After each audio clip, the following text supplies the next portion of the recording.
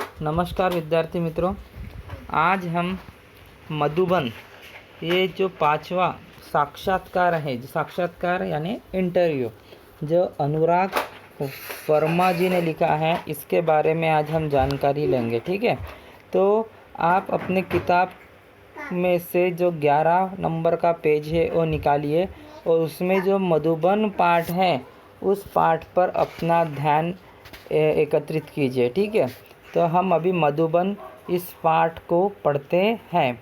ठीक है, तो आगे हम देखते हैं कि पाठ में हमें क्या क्या चीज़ें दी गई है। ठीक है, तो सबसे पहले हम जो अनुराग वर्मा जी ने लिखा ये पाठ है, इसका जो परिचय है उसको समझने की कोशिश करेंगे। तो परिचय में उन्होंने हमें दिया है कि अनुराग वर्मा जी हिंदी के में विपुल लेखन किया है। विपुल यानी बड़े पैमाने में उन्होंने लेखन किया है, बहुत ज़्यादा प्रमाण में उन्होंने लेखन किया है। जब भी देखोगे आप तो उनका जो लेखन है वो हिंदी साहित्य क्षेत्र में काफ़ी प्रसिद्ध माना जाता है। आपकी भाषा धारा प्रवाह सरल एवं आशय संपन्न होती है। आप हिंदी के जाने माने लेखक हैं, मतलब हिंदी के काफ़ी प्रसिद्ध लेखक है, ऐसे छोटे मोटे लेखक नहीं हैं, काफ़ी जाने माने लेखक है। उनकी जो भाषा धारा है उसका प्रवाह वो काफ़ी अच्छा होता है, मतलब लिखते समय वो एकदम फ्लो में लिखते हैं, सरल होता है समझने के लिए। जो भी पाठक उसे पढ़ते हैं उन्हें समझने में आसानी होती है और उसका आशय संपन्न होता है। आशय यानी उसमें से हमें कुछ ना कुछ मैसेज ज़रूर मिलता है। अगर आप कोई कहानी पढ़ते हो या कुछ भी साहित्य पढ़ते हो, अगर उसमें से आपको कोई मैसेज नहीं मिलता है तो उस कहानी पढ़ने का कोई मतलब नहीं होता है। तो इससे हमें क्या समझ में आता है ये परिचय में से कि जो अनुराग वर्मा जो लेखक है वो उन्होंने काफ़ी बड़े पैमाने में क्या किया है, लेखन किया, विपुल पैमाने में। उनकी भाषा अत्यंत प्रवाही थी, सरल थी और आशय संपन्न थी, मतलब सभी को समझ में आने समान थी, आसान थी और कुछ न कुछ मैसेज जो देते थे और काफ़ी जाने माने और लेखक थे। इसके बाद हम पढ़ेंगे कि गद्य संबंधी उन्होंने क्या क्या चीज़ें लिखी है, उसके बारे में हम यहाँ पर जानकारी लेते हैं। गद्य संबंधी यानी जो पाठ है उसके बारे में उन्होंने छोटे से शब्दों में मतलब कम शब्दों में पूरा उसका बखान किया हुआ है। तो प्रस्तुत पाठ में श्री अनुराग वर्मा ने प्रसिद्ध लेखक डॉक्टर राजकुमार वर्मा जी का साक्षात्कार लिया है। मतलब अनुराग वर्मा जी तो खुद एक प्रसिद्ध लेखक थे ही, लेकिन उन्होंने यहाँ पर एक दूसरे प्रसिद्ध लेखक डॉक्टर राजकुमार वर्मा जी का साक्षात्कार यानी इंटरव्यू। आपने देखा है कि इंटरव्यू जो होता है वो दो जनों के बीच में होता है या उससे ज़्यादा जनों के बीच में भी होता है। जैसे आप विद्यार्थी हैं, मैं शिक्षक हूँ, मैं आपको कुछ प्रश्न पूछूंगा तो वो एक प्रकार से उस आपका साक्षात्कार हुआ है। आप मुझे प्रश्न पूछोगे वो भी एक प्रकार से साक्षात्कार, मतलब विचारों का जो लेन देन होता है दो आदमियों के बीच में, उसे साक्षात्कार कहा जाता है। तो हमने कई बार देखा है टीवी में, न्यूज़ चैनलों में, काफ़ी बड़े बड़े नेताओं के जो विद्वान लोग होते हैं उनके साक्षात्कार हमने देखे हैं। तो यहाँ पर दो लेखक हैं, एक लेखक है डॉक्टर अनुराग वर्मा जिन्होंने ये पाठ लिखा है, दूसरे है जो प्रसिद्ध लेखक डॉक्टर राजकुमार वर्मा, ये भी काफ़ी प्रसिद्ध लेखक थे। इनका उन्होंने क्या लिया है, साक्षात्कार लिया। साक्षात्कार ने आपको बताया इंटरव्यू।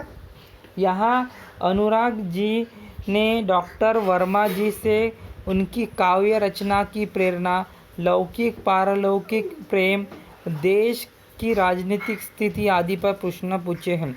मतलब वर्मा जी के बारे में और वर्मा जी से उन्होंने उनकी काव्य रचनाएं काफ़ी प्रसिद्ध थी। काव्य रचना यानी कविताएं, जो भी उन्होंने अपने जीवन काल में कविता का रचना किया है, कविता का रचना की थी, वो काफ़ी प्रसिद्ध थी और उससे काफ़ी मतलब उनको उसकी प्रेरणा कहाँ मिली। कोई भी चीज़ हम शुरुआत करने से पहले हमें उसकी प्रेरणा मिलती है, हमारे माँ पिताजी से मिलती है, हमारे गुरुजनों से मिलती है, या और कोई ऐसी व्यक्ति होता है या कुछ ऐसी जीवन में घटना होती है जिससे हमें प्रेरणा मिलती है और उस प्रेरणा का आधार लेकर हम हमारे जीवन को एक नई दिशा में ले जाने का प्रयास करते हैं।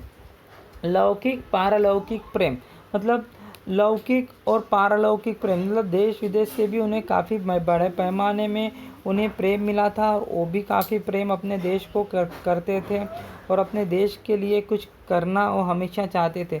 और उस समय की राजनीतिक स्थिति, देश की राजनीतिक स्थिति कैसी थी, उस पर भी लेखक ने, अनुराग वर्मा जी ने उनसे प्रश्न पूछा। डॉक्टर वर्मा जी ने इन बड़े पूरे प्रश्नों का बड़े बेबाकी से उत्तर दिया। बेबाकी यानी क्या होता है, न घबराते हुए, मतलब बिल्कुल न डरते हुए उन्होंने जो भी प्रश्न उनसे पूछे गए, अनुराग वर्मा जी ने पूछे, वो प्रश्नों का उत्तर उन्होंने काफ़ी बेबाक पद्धति से दिया है। ठीक है, तो अभी हमने उनका गद्य संबंधी चीज़ें सीखी है, हमें समझ में आया है कि इसमें हम क्या पढ़ने वाले हैं। तो इसमें हम दो जनों का इंटरव्यू, दोनों लेखक उनके इंटरव्यू है, एक अनुराग वर्मा जी ने उनका इंटरव्यू लिया है, वो हमें देखना है। तो मधुबन इसको नाम क्यों दिया है, ये हमें इस पाठ में पता चलने वाला है। सुबह का समय था, मैं डॉक्टर राजकुमार वर्मा जी के प्रयाग स्टेशन स्थित निवास मधुबन की ओर पूरी रफ्तार से चला जा रहा था, क्योंकि 10 बजे उनसे मिलने का समय तय था। मतलब सुबह का समय था, मॉर्निंग का समय था। डॉक्टर राजकुमार वर्मा जी, ये जो थे वो डॉक्टर थे, डॉक्टर राजकुमार वर्मा जी के प्रयाग स्टेशन, प्रयाग एक शहर का नाम है जो उत्तर प्रदेश स्थित है। वहाँ पे जो मधुबन, उनके निवास स्थान का नाम, हम हमारे घर को कुछ न कुछ नाम देते हैं, कोई अपने माँ बाप का नाम देता है, मातृ छाया, पितृ छाया, जो भी नाम उन्हें पसंद है। तो इन्होंने अपने निवास स्थान का नाम उनका मधुबन था, इस वजह इस पाठ का नाम भी मधुबन दिया है। और वो पूरी रफ्तार से वहाँ जा रहे थे लेखक, क्योंकि उनको इंटरव्यू लेना था, साक्षात्कार लेना था, और वो लेट नहीं होना चाहते थे, क्योंकि उनको डॉक्टर राजकुमार वर्मा जी ने 10 बजे का समय दिया था। आपको पता है, बड़े लोगों से अगर हमें मिलना है तो वो समय के बड़े पाबंद होते हैं और उनका समय भी बड़ा कीमती होता है, जिस वजह से हम हमारे मतलब समय में जो हमें समय दिया उसमें हम अगर चूकते हैं तो हमें वो जो चीज़ उनसे मिलना होता है वो भी शायद हम उनसे नहीं मिल पाते। इस वजह से समय का महत्व इसमें से हमें नज़र आता है। उन्हें 10 बजे का समय दिया था, इस वजह से लेखक बड़े तेज़ रफ्तार से उनके घर के तरफ 10 बजे तक पहुंचने का प्रयास कर रहे थे। वैसे तो मैंने डॉक्टर साहब को विभिन्न उत्सव मतलब कार्यक्रम, संगोष्ठी में, सभा में वगैरह एवं सम्मेलनों में देखा था, परंतु इतने निकट से मुलाकात करने का ये मेरा पहला अवसर था। मतलब वैसे डॉक्टर साहब को उन्होंने इसके पहले भी देखा था, क्योंकि दोनों लेखक थे, एक ही फील्ड के थे, तो कहीं ना कहीं उनकी मुलाकात होती थी अलग अलग भाषाओं के उत्सव में, संघ सभाओं में, या जो सम्मेलन होते हैं भाषा के उसमें, परंतु निकट से उनकी मुलाकात, मतलब आमने सामने उनकी मुलाकात उनके साथ कभी हुई नहीं थी। ये उनका पहला ही अवसर उनसे मिलने का था। मेरे दिमाग में विभिन्न विचारों का ज्वर मतलब विचारों की एक हलचल, मतलब बहुत से विचार उनके दिमाग में उत्पन्न हो रहे थे। कैसे होंगे डॉक्टर साहब, कैसा व्यवहार होगा उस साहित्य मनीषी का आदि। मतलब जब भी हम किसी व्यक्ति का इंटरव्यू लेते हैं या उसके बारे में जानकारी लेते हैं तो हम देखते हैं उसके बारे में कि वो इंसान कैसे होगा। जब तक हम मिलते नहीं तो उसका व्यवहार कैसे होगा और स्वभाव उनका कैसा होगा, क्योंकि वो बहुत बड़े साहित्य मनीषी, मतलब साहित्य के बारे में रुचि रखने वाले, प्रेम करने वाले व्यक्ति थे। तो उनके मन में ये सब विचार उनके घर के तरफ बढ़ते हुए आ रहे थे। इन तमाम उठते और बैठते विचारों को लिए मैं उनके निवास स्थान मधुबन में प्रवेश किया। मतलब ये सभी विचार उनके मन में उठ रहे थे जब वो उनके घर की तरफ बढ़ रहे थे। तो जब वो उनके घर की तरफ पहुँचे तब उनका घर उन्हें सामने आया, जिसका नाम था मधुबन। काफ़ी साहस करके दरवाजे पर लगी घंटी बजाई और नौकर निकला और पूछ बैठा, क्या आप अनुराग जी हैं? मैंने उत्तर में सिर्फ हाँ कहा। उसने मुझे ड्राइंग रूम में बिठाया और वहाँ यह कहते हुए चले गया कि डॉक्टर साहब आ रहे हैं। इतने में डॉक्टर साहब आ गए। अनुराग जी कैसे आना हुआ? आते ही उन्होंने पूछा। मतलब जैसे वहाँ पूछे उन्होंने, जब लेखक ने बेल बजाई तो बेल बजाने के बाद नौकर ने दरवाज़ा खोला और उन्हें पूछा कि आप अनुराग जी हैं, क्योंकि उनको पता होता है कि डॉक्टर साहब ने आज किसको किसको मिलने बुलाया है। और डॉक्टर साहब भी मतलब पहले बता देते कि 10 बजे मुझे ये मिलने आएंगे, 11 बजे ये। तो जो भी अपॉइंटमेंट रहती है वो पहले से प्री फिक्स्ड रहती है, मतलब पहले से उसके बारे में जानकारी घर वालों को होती है। इस वजह से जो ड्राइंग रूम था, मतलब एक प्रकार से हॉल, वहाँ पर लेखक को बिठाया गया और उनसे नौकर ने कहा कि डॉक्टर साहब आ ही रहे हैं। और उतना में जो डॉक्टर शर्मा जी थे वो वहाँ पर पहुँचे और अनुराग जी से पूछा कि कैसे आना हुआ।